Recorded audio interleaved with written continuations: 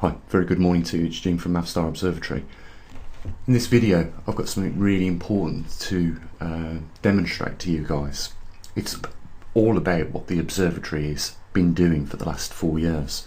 As you can see, we're looking at the very first calibration of all 3 magnetometers, and at the bottom we have the calibrated results. And this is a process that we do every month, and we have done for the last 4 years.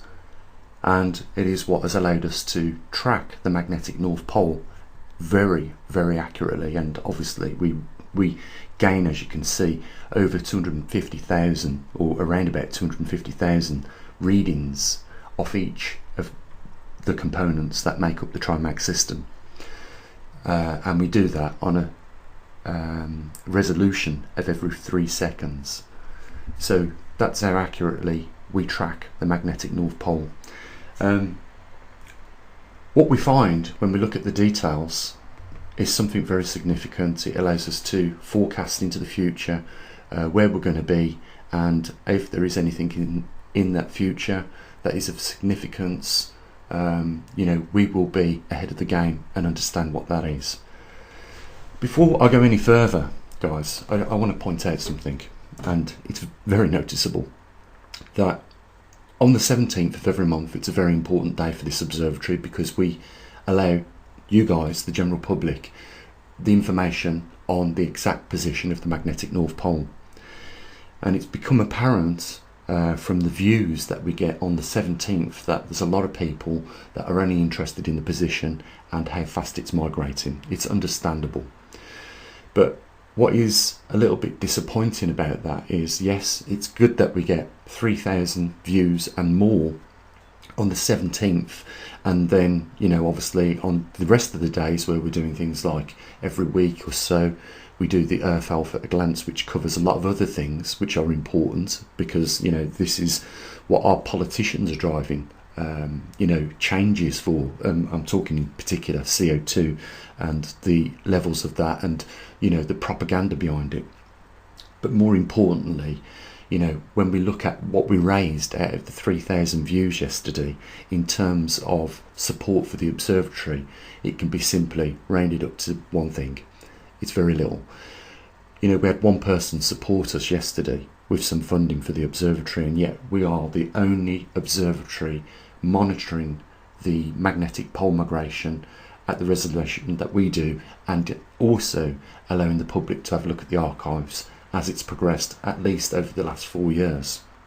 And we've also given an incredible amount of information over to the public, honestly, truthfully, and did it, all our findings have been using for the last 4 years and before then scientific method, which is using equipment to gather the information from different locations around the world and deliver it to you guys. And we can't just simply have one person on the main day of the month offer a bit of support for the observatory, because we will not be able to survive if that is the case. We need more people to come forward and help. Recently, as you guys know, I will get to the point, sorry, but I think this is important, because without funding for the observatory we can't do what we do. Recently, as you know, I tried to help the observatory from a secondary point of view by getting involved with another company like Universal Light Message.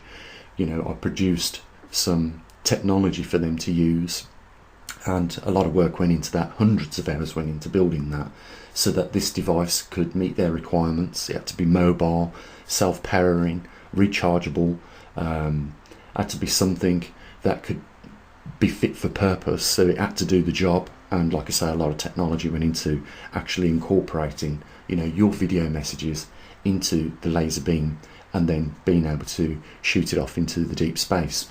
So I've tried my hardest here, and I still continue my hardest to do my part as running this observatory, and where I can fund, I will definitely do that. But it's very difficult to do on your own. You've got to understand that.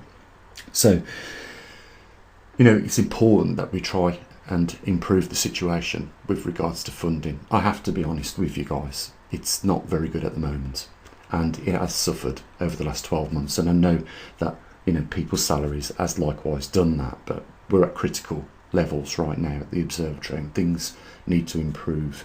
And if the important day is only going to be one day a month, then certainly we need more than one person to come forward with a little bit of support for the observatory. Okay, enough said about that. Let's get on with what you are really interested in. And from yesterday I gather that, but you want to know where we're going to be now in the future, using all the information that we've gathered over the last 4 years to predict a point in the future.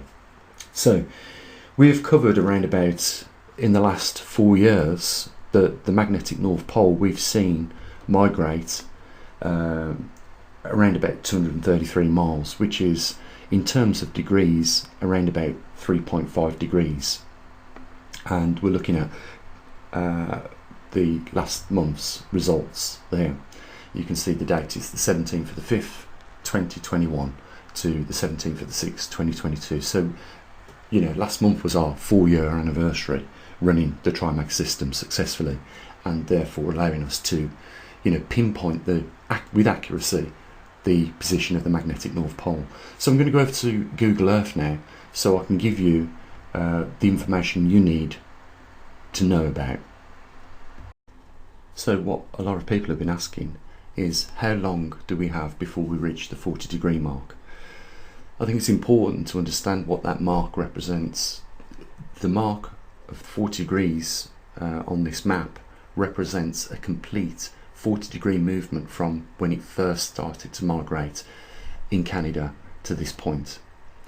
And the reason why it is significant is because of some theoretical experiments which I've been conducting and I've demonstrated in previous videos, where the compass needle, when in the vicinity of magnetic material, when that magnetic material is rotated, something unique happens at the 40-degree mark, as I've shown in those videos, which you can go and have a look at in the archive on YouTube. What happens is that the pole, or the compass needle, starts to quiver a lot around that 40-degree movement. So as it's travelled a 40-degree movement, it starts to quiver a lot. And what is actually happening here is that the compass needle is leaving the strong field lines which hold it in place. In terms of what we're looking at here, this is probably what we've been seeing since the 1900s happen. The dipole of the magnetic North Pole, or whatever you want to call it, is migrating through the strong field lines, but they don't continue.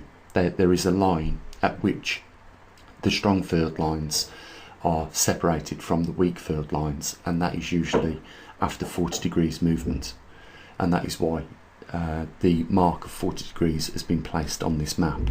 And you guys will probably want to know how close we are to that point in terms of time, and this is what the whole system of the TriMag was set up to do and serve a purpose to do, and that is so that we could accurately predict on the average speed of the migrating North Pole where it will be at a future date.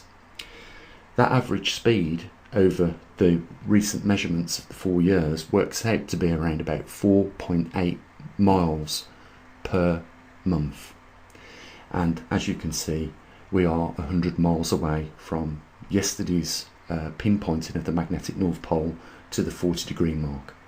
And in terms of months, that's 20 months out. The date that it should arrive there is something you might want to make a note of, is February 2023,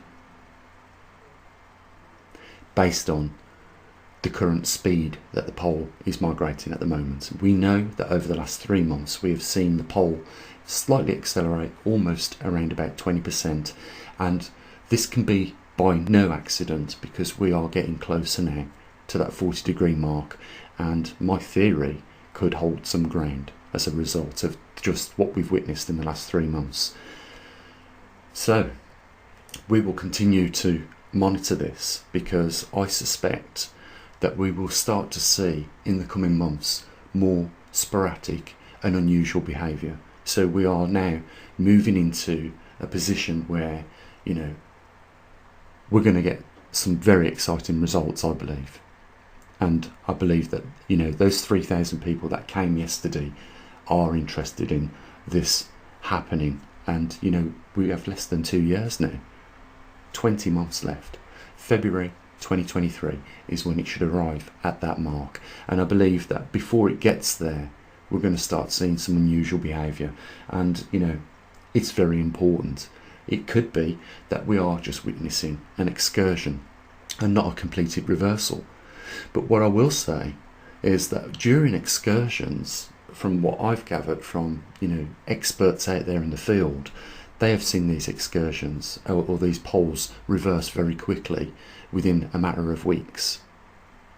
Now, if that was to be the case, you know, we've already been waiting 120 odd years or more or thereabouts for this pole to reverse, and that's why I don't think it will be one of those excursions. Not only that, it is 500,000 years overdue.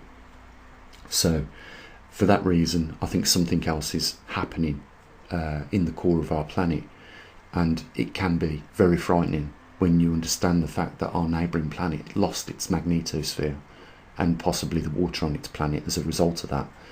We definitely don't want things like that to happen here, and we definitely don't want a slow reversal to take place, because the slower the reversal, the longer it will take for our magnetosphere, our primary shield, to come back up and offer us that protection that we have got at the moment, albeit 20% reduced from what it should be as a result of the pole reversing. And you guys know, who follow me, that we've also got a double whammy, because we're going through a period of time where our sun is going into a low production series of producing sunspots. Both these two things, as I've explained, cause serious problems for us in terms of the amounts of cosmic radiation inbound in our upper atmosphere and the interactions in which that causes, and then secondarily the biodiversity on this planet that gets affected as a result of that. And we know a couple of things that are related to increasing cosmic radiation, such as cancers across the range and cardiac arrhythmias. So, you know, we are crossing the threshold of some, it could be said, exciting times, but very worrying times as well. So, you know, in a nutshell, we have 20 months. And we will continue doing what we do here at the observatory, but I will stress this, it does need to be funded, and a lot more than what it has done, guys.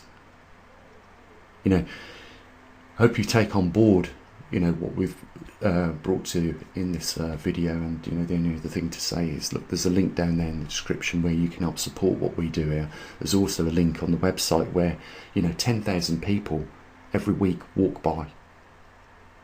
We need to improve this situation.